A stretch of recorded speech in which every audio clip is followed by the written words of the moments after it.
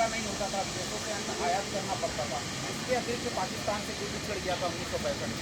उस युद्ध को भारत ने बड़ी कुशलता से जीता था। उसी समय इन्होंने नारा दिया था जय जवान जय किसान का। उसी युद्ध के पश्चात ये उज्बेकिस्तान गए थे ताशकंद में समझौता करने। वहाँ पर रहस्यमय परिस्थितियों में इनकी मृत्यु हो गई थी, जो रहस्य आज भी बरकरार है। उस पर कई पिक्चरें बन चुकी हैं, ताशकंद फाइल, और अभी भी जांच जारी है। वो रहस्य अभी दुनिया के सामने आ नहीं पाया है। तो इस तरह का जीवन था इनका। दूसरे हमारे जो मोहनदास करमचंद गांधी, इन्हें पूरा विश्व जो है महात्मा गांधी के नाम से जानता है। इनका जीवन परिवर्तन हुआ जब ये साउथ अफ्रीका की यात्रा पर थी और उनको रेल के डब्बे से केवल रंग भेद और अस्पृश्यता के तहत फेंक किया गया। नस्ली भेदभाव के कारण उनको स्टेशन पर फेंक किया गया। तब से इनका जो है जीवन में परिवर्तन आया और जीवन भर ये रंग भेद और नस्लवाद के खिलाफ लड़ते हैं। और फिर भारत के जनता आंदोलन में शामिल हो गए। फिर उसके बाद पूरा इतिहास आपका जानते हैं। तो इसी कड़ी में मैं अपने बुजुर्ग साथी श्री राम नारायण तिवारी जी को आमंत्रित करता हूँ कि वो के जीवन पर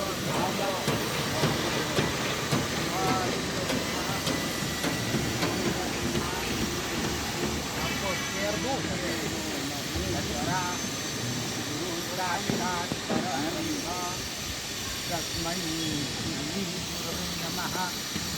जब तक आज हमारे इतिहास के साक्षी जो महान वैभव बापू जी शास्त्री जी का हम लोग श्रद्धा सुमन अर्पित कर रहे हैं। इस देश में हम लोग पहले स्वतंत्र थे, आज़ाद। आध्यात्म 3 शब्द कहते हैं, व्यतीतानि वर्तमानी भविष्यानि। बीत गया। इन लोगों ने हम लोगों को आज़ादी देने के लिए बढ़िया बोलें, बढ़िया रहें, भविष्य में क्या होगा और भी लोग आएंगे। तो इन्होंने आज जिस मंत्र का सहारा लिया था, हम लोग 5 बार उसको बोलेंगे। कौन सा मंत्र था? रघुपति राघव राजा पतित पावन सीता, रघुपति राघव राजा पतित पावन सीता, पतित पावन सीता, पतित पावन सीता, रघुनंदन जय घनश्याम, जय रघुनंदन जय घनश्याम, पतित पावन सीता, रघुपति राघव राजा। मंत्र था, एक सहारा था। हर मनुष्य को एक सहारा चाहिए। जैसे हम वृद्ध हैं तो भाई बच्चे का सहारा चाहिए। गांधी जी ने सहारा लिया भजन का और इस मंत्र का। भजन गाते थे और जो करते थे वही लोगों से कहते थे। ये नहीं कि उपदेश दें और करें नहीं। स्वदेश का पालन करते थे तो स्वदेश की शिक्षा लोगों को देते। इसी आधार पे हम बार बार अपना श्रद्धा सुमन अर्पित करते हुए भाषा को धन्यवाद तिवारी जी। इसके बाद विमल शर्मा जी से अनुरोध करूँगा कि 2 शब्द आगे कहें।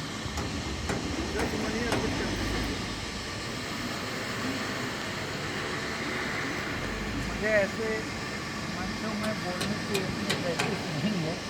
फिर 9 केंद्रों की सहायता से हमारा देश कुछ आगे बढ़ा है, कुछ नया रास्ता दिखाया है। हर एक रास्ते में हमको चलना चाहिए। तो उनके आदर्शों को अपने मन के अंदर बनाएं और सबको उसके आदर्शों को दूर दूर तक पहुंचाना चाहिए। यही है।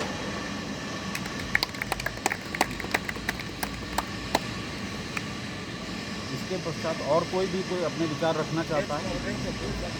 आइए।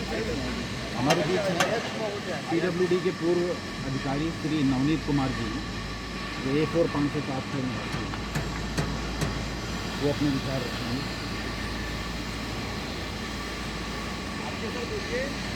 आप सभी मेरा नया परिवार है, पहली बार मुखातिब हो रहा हूँ आप सब लोगों से। A4 में आया हूँ। आज का दिन हम लोग सौभाग्यशाली है कि विटनेस कर रहे हैं गांधी जयंती और लाल बहादुर शास्त्री जयंती को। इनके काम भारत के इतिहास में बहुत ही नामी गिरामी काम किए इन लोगों ने। बड़ी बड़ी आस्थाएं, बड़ी बड़ी मॉरल्स लिए।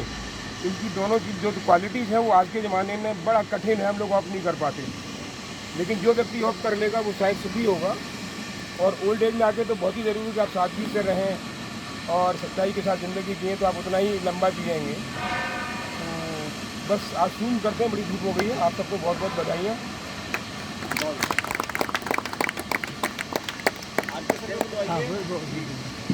आइए।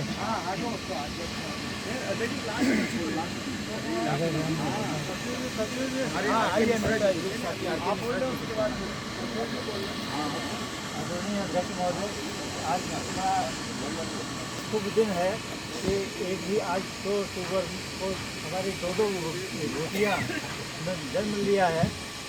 और मैं समझता हूँ कि गांधी जी का जो शुरुआती जीवन था वो भी एक बहुत साधारण परिवार से हुआ था और उन्होंने अपना जीवन देश के लिए समर्पित कर दिया।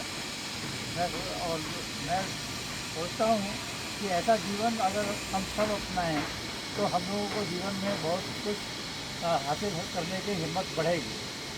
साथ ही साथ हमारे शास्त्री साहब जिन्होंने अपने जीवन में इतनी शुद्धता और इतने शांति से जीवन बिताया, इसके साथ साथ जब ये प्रधानमंत्री जवाहरलाल नेहरू जी के बाद बने, उस 18 महीने के जीवन में इन्होंने जो उपलब्धियां हासिल की हैं उसको हम कभी भूल नहीं सकते। 18 महीने के अंदर इन्होंने अपने जनता को इतना आश्वासन दिया कि हम आपको भूखे नहीं रहने देंगे। और उन्होंने अपना एक नारा दिया जिसमें ये कहा कि जय जवान जय किसान। उसके बाद ही 65 की लड़ाई शुरू हुई जिसमें इन्होंने पाकिस्तान के दांत खट्टे कर दिए, जिसकी वजह से इनको ताशकंद में रशिया द्वारा और कई कंट्रीज़ के दबाव में इनको समझौता करने जाना पड़ा, जहां इन्होंने उसको दिल से लगाया और वहाँ अपनी जान देकर भारत आए। ऐसे आदमी को हम आज नमन कर रहे हैं कि जिसने कि देश को हमारे सक्षम बनाने के लिए बड़ी कोशिश की। तो मैं उसको प्रणाम करता हूँ। शास्त्री जी बहुत छोटे कद के व्यक्ति थे और बहुत साधारण सा धोती कुर्ता पहनते थे, लेकिन उन्होंने अपने प्रधानमंत्री पद पर रहते हुए भारत को जिन ऊंचाइयों पर पहुंचाया है वो आज कल्पना नहीं की जा सकती। और शास्त्री जी की फैन फॉलोइंग बहुत थी। जनता इनके एक भी वाक्य पर को बिल्कुल अक्षरशः पालन करती थी। इन्होंने कह दिया था कि हम केवल एक टाइम खाना खाएंगे, देश में अन्न की कमी है। तो उस समय के करोड़ों लोगों ने एक समय खाना शुरू कर दिया था, क्योंकि अमेरिका अपनी शर्तों पर सुअर को खाने वाला गेहूँ अपनी शर्तों पर देता था। तो इस सब चीज़ों को उन्होंने आत्मनिर्भर भारत की कल्पना करते हुए कि हम किसी के आगे झुकेंगे नहीं, किसी की शर्तों को मानेंगे नहीं, तो उन्होंने ये सब देश का आह्वान किया था देश की जनता से कि हम एक टाइम खा लेंगे लेकिन विदेशी ताकतों के आगे झुकेंगे नहीं। तो वो शक्ति थी उनके अंदर। वो सर्वसम्मत और सर्वमान्य नेता थे, उनकी बात हर कोई मानता था। तो इसी के बाद मैं अब हमारे पूर्व सचिव, एसोसिएशन के पूर्व सचिव विवेकानंद जी को आमंत्रित करता हूँ, वो आएँ और अपने विचार। बहुत बहुत आभार। संचालन कर रहे हैं आदरणीय विनोद जी। महात्मा गांधी लाल बहादुर शास्त्री जी के जन्मदिवस पर आयोजित गोष्ठी में आप सभी को प्रणाम करता हूँ। माननीय अध्यक्ष जी, उपाध्यक्ष जी, हमारे नवमनोनीत सचिव जी तथा सभी हमारे रेजिडेंट्स।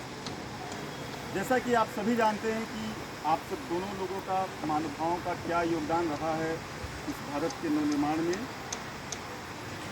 और जिन परिस्थितियों में हमारा देश आज़ाद हुआ, जहां से इन लोगों के अथक प्रयास से एक नए भारत की परिकल्पना को इन लोगों ने देखा था, और जहां आज हम लोग बैठे हैं, उस पूरे बदलाव के क्रम में इन लोगों की बहुत बड़ी भूमिका रही है। मैं यहाँ पे विशेषतः गांधी जी को मैंने बहुत पढ़ा है, लाल बहादुर शास्त्री जी के बारे में भी बहुत कुछ हम लोगों ने सीखा है, देखा है। शास्त्री जी का जीवन, पूरा का पूरा जीवन नैतिकता के आधार पे, सदाचार के आधार पे, और कैसे एक गुलाम भारत से लेकर के और एक सक्षम भारत बने, इसकी भूमिका गढ़ते हुए उन्होंने अपने जीवन में उस चीज़ को उतारने का काम किया था। वहीं महात्मा गांधी, मोहनदास करमचंद गांधी जी पूरी दुनिया में विख्यात हुए, और जब वे विख्यात हुए तो वो सिर्फ अपने कर्मों के चलते नहीं, अपने विचार के चलते पूरी दुनिया में गांधी को एक विचार के रूप में बहुत सम्मान मिलता है। हर एक देश में आप देखेंगे कि मूर्तियां हैं लगी हुई हैं और बड़े आदर के साथ उनका नाम लिया जाता है।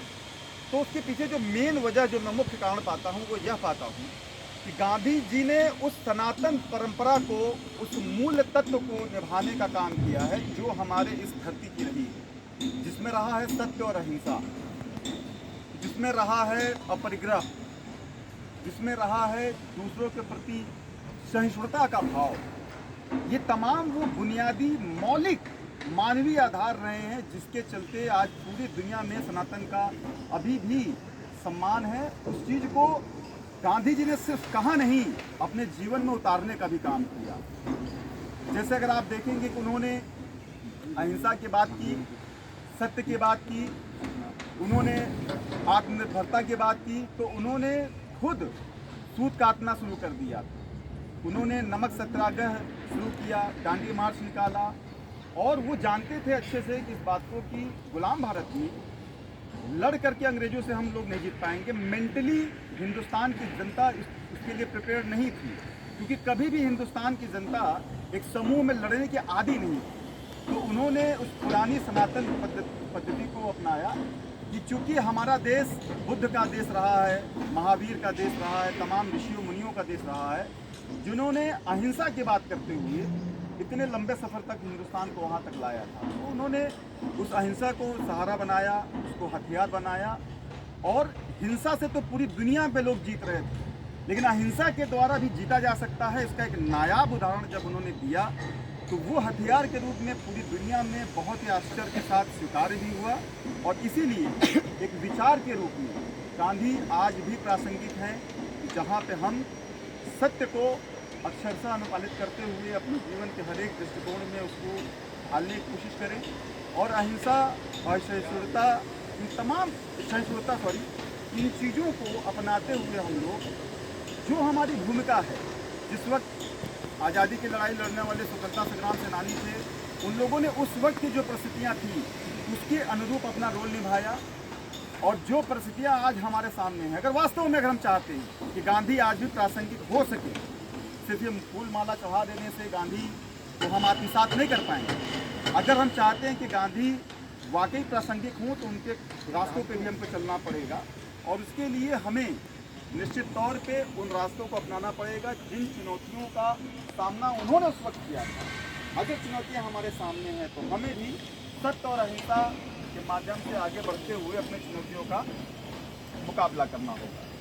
क्योंकि आज पितृपक्ष का आखिरी दिन था और तमाम लोगों को पूजा करनी थी, और जिस जगह ये वेन्यू है वहाँ पे धूप भी आ रही है, इसलिए बहुत लंबा नहीं किया जा सकता है। शॉर्ट में करते हुए मैं सिर्फ यही कहना चाहूँगा कि ये जो RMAOA द्वारा जो लगातार इस सोसाइटी को बेहतर बनाने के लिए प्रयास किए जा रहे हैं, इसमें सिर्फ ये RMAOA की या जो पदाधिकारी हैं उनका ये सिर्फ एक्ट और इनका सिर्फ काम न मानते हुए यहाँ पे जिम्मेदारी सारे लोग लें कि ये हमारी जिम्मेदारी है। हम लोगों को आगे आकर के इस सोसाइटी को बेहतर बनाने में अपना योगदान देना चाहिए, और जिसमें सबसे तात्कालिक जो मुद्दा जो निकल करके आया वो मेंटेनेंस का निकल करके आया। इस मेंटेनेंस के सवाल पे मैं चाहूँगा कि क्योंकि अभी वक्त नहीं है, लेकिन शाम तक अगर हो सके या अगले संडे को हो सके, हम लोग जल्द से जल्द बैठें और इसका एक निष्कर्ष निकाला जाए, और उस लड़ाई को जीतने के लिए आधार के रूप में हम लोग महात्मा गांधी और आदरणीय शास्त्री जी को अपना आधार बना सकते हैं। आपने इतनी गंभीरता से मेरे बातों को सुना, आपके लिए मैं हृदय से धन्यवाद ज्ञापित करता हूँ। बहुत बहुत धन्यवाद। बैठने की व्यवस्था ऐसी है कि सूर्यदेव जो है बड़ी आते जा रहे हैं, तो बैठने ऐसा करें हम लोग कुर्सियाँ लेके अगर हम लोग वहाँ चलें,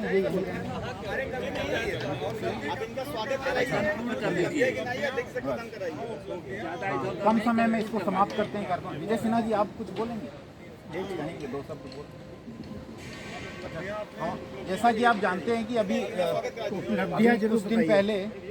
कुछ दिन पहले ही हमारे बीच जो है हमारे सचिव का निर्वाचन हुआ है। पूर्व सचिव ने इस्तीफा दिया और हमारे नए सचिव साहब श्री ब्रजेश पोरवाल जी का मनोनयन हुआ है।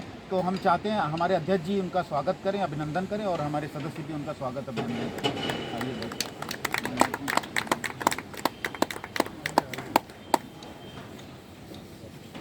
हम लोगों को तालियां बजाएंगे आपको।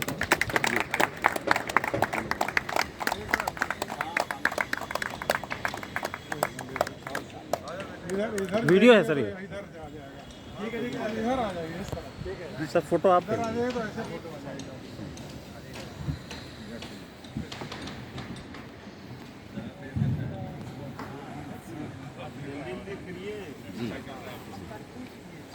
अब कार्यक्रम समाप्ति के लिए मैं अध्यक्ष जी को बुलाऊं, उससे पहले मैं थोड़ा सा हमारा जो एसोसिएशन है जो 6 महीने पहले ही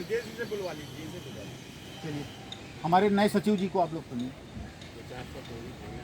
वैसे तो आजकल आप देख रहे हैं कि ग्लोबली ये हो गया है कि हम 365 दिन किसी न किसी रूप में मनाते हैं। 365 दिन और उसमें 14 फरवरी तो मेरे ख्याल से अगर बच्चों से पूछा जाए तो बता देंगे कि वैलेंटाइन डे मनाया जाता है। लेकिन ये है कि ऐसा दिन था 2 अक्टूबर का जिसमें भगवान ने साक्षात रूप से, क्योंकि भारत माता की गोद में 2 लालों को नीचे भेजा, जिसमें से एक हमारे महात्मा गांधी जी और दूसरे लाल बहादुर शास्त्री जी थे। क्योंकि उस समय हम लोग गुलामी की दास्ता में थे और गांधी जी के नेतृत्व में ये रास्ता अपनाया गया और उन्होंने नॉन वायलेंस के जरिए अपना नारा रखा कि अहिंसा के साथ साथ हम इन सबको यहाँ से खदेड़ के ही मानेंगे। और उसके लिए उन्होंने बहुत सारे मूवमेंट भी स्टार्ट किए, बहुत सारे आंदोलन चलाए, नॉन कोऑपरेटिव मूवमेंट भी चलाया और लास्ट में उन्होंने अपनी दम पे इनको महात्मा की भी पदवी दी गई, क्योंकि सब बैरिस्टर होते हुए सब कुछ छोड़ के उन्होंने अपना एक शालीनता का पाथ लिया और जिसमें एक आवाज़ के पीछे करोड़ों लोग जुड़ते चले गए और उन्होंने नॉन वायलेंस के साथ साथ अपनी रास्ता अपने जर्नी की और 200 साल से जो कब्जा किए हुए थे अंग्रेजों को उन्होंने यहाँ से खदेड़ के ही दम लिया। और शास्त्री जी तो 35 साल बाद पैदा हुए हैं, है ना। गांधी जी के आने के बाद उन्होंने भी बनारस में गांधी जी से ही एडमिरेशन लिया और वो भी फिर आंदोलन में आ गए, स्वाधीनता के आंदोलन में। इनका भी जीवन अजीब ही बिल्कुल विलक्षण प्रतिभा के धनी थे शास्त्री जी। और शास्त्री जी का स्लोगन भी इनको, शास्त्री का मतलब होता है कि प्रोफाउंड स्कॉलर, वो इनको पदवी दी गई। और उसके बाद इन्होंने रेलवे मिनिस्टर की पहले की इनको रेलवे मिनिस्टर का पद दिया गया। अब 1962 में एक व्यक्तिगत दुर्घटना हुई थी रेलवे की, जिसपे इन्होंने बिना कुछ सोचे अपने त्याग पत्र दे दिया था, अपनी कुर्सी छोड़ दी। उसके बाद 1962 में नेहरू जी की डेथ के अकादमिक डेथ के बाद शास्त्री जी ने वो कुर्सी संभाली और 65 में इन्होंने अपना जो नारा दिया है जय जवान जय किसान, और जो भारत में भुखमरी की कगार थी उस समय ग्रीन एवोल्यूशन का भी जनक हमारे शास्त्री जी ही रहे। और इन्होंने फिर जय जवान जय किसान का नारा, क्योंकि आपके अंदर इतनी खुदगत जब होगी तभी आप किसी को अपने को प्रूव कर पाएंगे। वो नारे के साथ और इनके उपदेशों के साथ दोनों लोगों ने हम लोगों ने वो अचीव किया जो दो अंग्रेजों को बिना किसी उसके हमने यहाँ से खदेड़ दिया।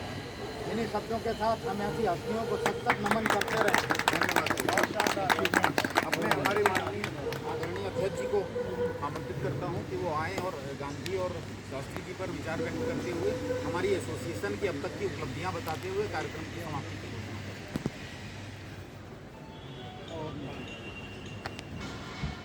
हमारे रिश्ता परिवार के सभी साथी, आप सबका बहुत शॉर्ट नोटिस पे आप लोग आए, ये बहुत बहुत धन्यवाद। गांधी जी और शास्त्री जी, इन दोनों के बलिदान और के जितने इन्होंने बलिदान दिए हैं हमारी स्वतंत्रता दिलवाने के लिए, उसके लिए हम लोग सब उनको आप सबकी तरफ से नमन करता हूँ उनको। उनके जितने भी उन्होंने सिद्धांत अपने दिए हैं वो आज के टाइम में भी बहुत ही सार्थक हैं, बहुत ही सफल हैं। अगर हम उनको अपनाएं तो आज के दिन में अपने को इसमें बहुत सुखी जीवन हम लोग बिता सकते हैं। उन्होंने हमेशा सत्य और अहिंसा को कितने बल दिया है, उसी रास्ते के ऊपर हम लोग अगर आगे चलें तो एक बड़ी से बड़ी लड़ाई उन्होंने जीत के दिखाई है उसी के ऊपर। उसको आज के टाइम में भी उस चीज़ को हम करके कोई भी किसी भी चीज़ का कहते हैं हल लड़ाई नहीं है। ये हम लोग सब देख रहे हैं, यूक्रेन रूस भी चल रहा है, मिडल ईस्ट भी चल रहा है, कोई उसका सबका अल्टीमेट वही है कि तो उसको अहिंसा के रास्ते से ही उस चीज़ को पाया जा सकता है। उन्होंने ये कहते हैं गांधी जी और शास्त्री जी ने हमें बहुत पहले ही इस चीज़ को सिखा दिया। भारत इसी रास्ते पे चल भी रहा है, इसीलिए विश्व गुरु बना हुआ है एक तरीके से। तो हमें भी इसी रास्ते पे अपनाते हुए अपने को कहते हैं अगर सुखी जीवन अपना अपनाना है तो उन्हीं के रास्तों को अपनाना पड़ेगा, तभी हम लोग एक सुखी जीवन जी सकते हैं। देखिए हम लोग एक आराम एक बनाया, लोगों ने उसका विरोध भी किया। क्यों बनाया? आपने आप ही कितने पद लेके बैठ गए किसी भी बात। उसका बनाने का पर्पस ऐसा नहीं था, ना किसी को पद की ऐसी ज़रूरत है। सब अपने आप अपने घर से पूरी तरह संतुष्ट हैं। हम लोग भी कहते हैं अपना यहाँ फ्लैट लेने आए थे आराम से ज़िंदगी जीने के लिए, न कि एक लड़ाई लड़ने के लिए।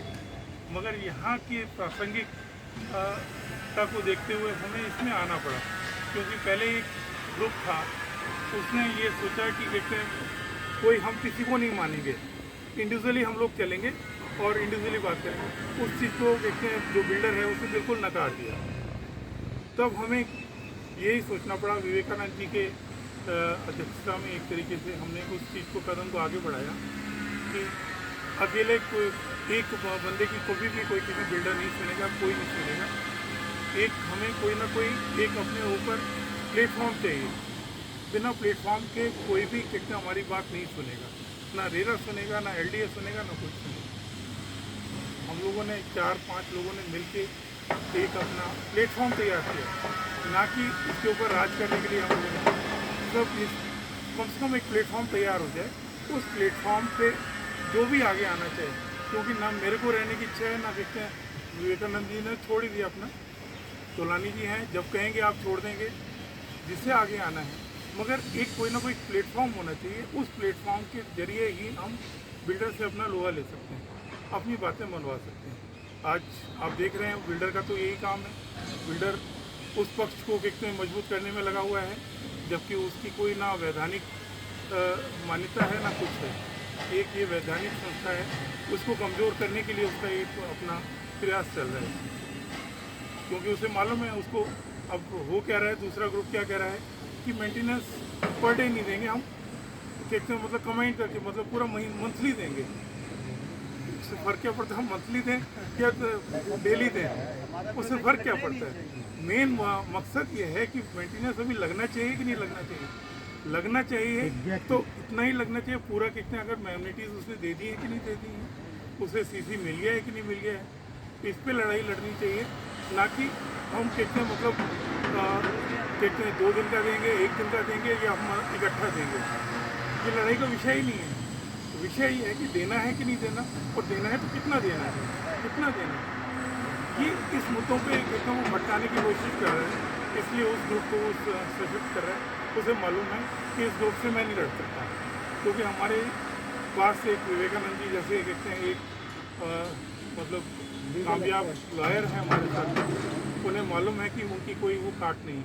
उसने कोशिश भी की इनको अपना खरीदने की भी, मगर उन्हें पता है कि नहीं खरीद सकते। तो उसने ये कहते हैं उस ग्रुप को थोड़ा सा स्ट्रॉन्ग करने के लिए उसने अपना प्रयास चालू कर दिया फूट डालने की।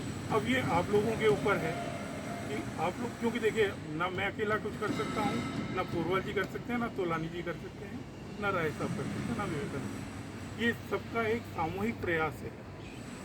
हमें गांधी जी के दिखाए हुए रास्ते पे ही चलते हुए उसी को कहते हैं हमें आधार बनाते हुए सबको एक सामूहिक प्रयास।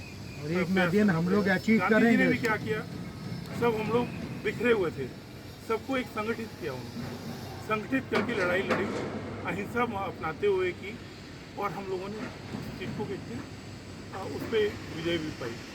और हमें पूरा विश्वास है, क्योंकि हमारी जो भी लड़ाई है वो कानूनी तथ्यों के आधार पे है। कोई कहते हैं ऐसा नहीं है कि हम कोई उससे नाजायज़ कोई चीज़ हम कर रहे हैं, ना हम उससे कोई लड़ने जा रहे हैं। सीधी सी बात है, अपनी बात रख रहे हैं, और जो गलत है वो गलत है। हम इतना कहना चाह रहे हैं, गलत है तो गलत है। जो कहते हैं एज़ पर रेरा ने हमें बताया हुआ है, एज़ पर LDA के रूल्स है, उसके अकॉर्डिंग वो चलेगा, हमें कोई प्रॉब्लम नहीं है। सीधी सी बात, उसके अकॉर्डिंग हमारा बस सबसे यही अनुरोध है कि सब इंडिविजुअली, क्योंकि हम लोगों ने अकेले नहीं लड़ना चाहते, सभी की सामूहिक लड़ाई है।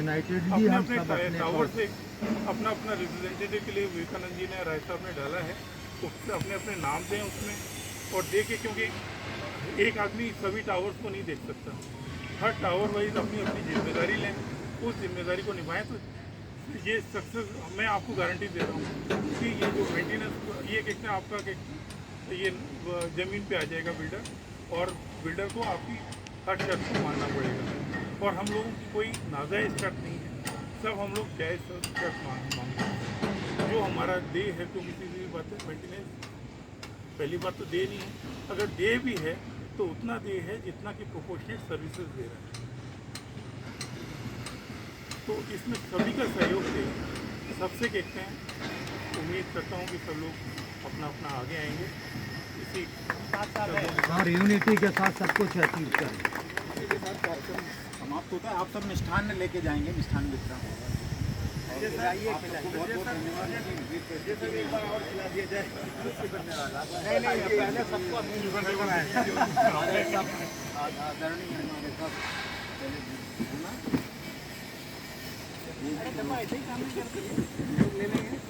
हमारे सभी रेस्पेक्टेड निवासीगण हैं।